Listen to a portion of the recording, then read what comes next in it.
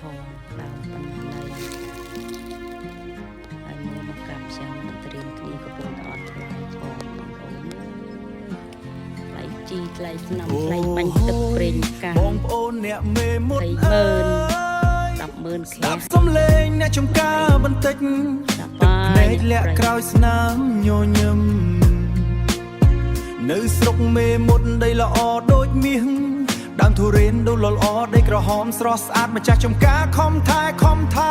តាំងពីដើមឆ្នាំភ្លៀងក្តៅមិនខ្លាចទ្រាំធ្វើរាល់ថ្ងៃយប់ថ្ងៃ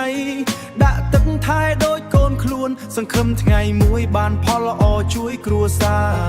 តែអាណិតណាស់ពេលយប់មិនជន់មួយចូលលួចបំផ្លាញទាំងផ្លែទាំងដើមស្ទើអស់10ចំការកុំឲ្យលោកចោលបានដៃបងអើយលួចហើយបំផ្លាញ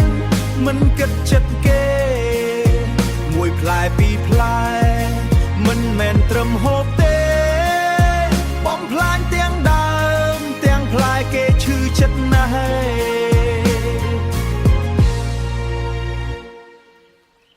អ្នកថាចំលួចតិច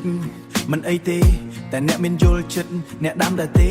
ញើសធ្លាក់រាល់ថ្ងៃដើម្បីផ្លែផ្កាញើសធ្លាក់រាល់ថ្ងៃមិនមែនលេងសើចឬបានមកអត់ថ្លៃទេចិត្តនោះសាងពីវ័យបងសួរត្រង់លួចហើយនៅហ៊ានបំផ្លាញបន្ថែមទៀតពេលគេចាប់បានត្រឡប់ថាយុត្តិធម៌តែការលួចគេនឹងតើត្រឹមត្រូវឬអត់ហេច្បាប់នៅមានកុំធ្វើដូចមិនដឹងលួចទ្រព្យអ្នកដតីគឺជាបទល្មើសច្បាស់លាស់មិនថាតិចឬច្រើនក៏ខុសដែរចាប់បានម្ដងជីវិតឯងបដូរទៅផ្លូវខ្មៅមេមត់មិនចង់ឃើញក្មេងៗខូចផ្លូវពីរឿងលួចតូចខ្លាចជាបទល្មើសធំគិតមុនធ្វើបងអើយកុំភ្លេចអនាគតអ្នកនៅក្នុងដៃអ្នកឯងមួយឆ្នាំសង្ឃឹមតែដំណាំតែអកលមកបំផ្លាញគ្មានសល់អ្វីស្នាមញញឹមបាត់ទុកតែទឹកភ្នែកអ្នកចំការរើយឈឺចាប់ក្នុងចិត្តបងប្អូនជួយគ្នាថែស្រុកយើងកុំឲ្យចោលបំផ្លាញគេឈ្មោះដីកំណើតរស់ដោយសុចរិតមានតម្លៃជាងអ្វីទាំងអស់មេមុនយើងស្អាតពេកគ្មានចោល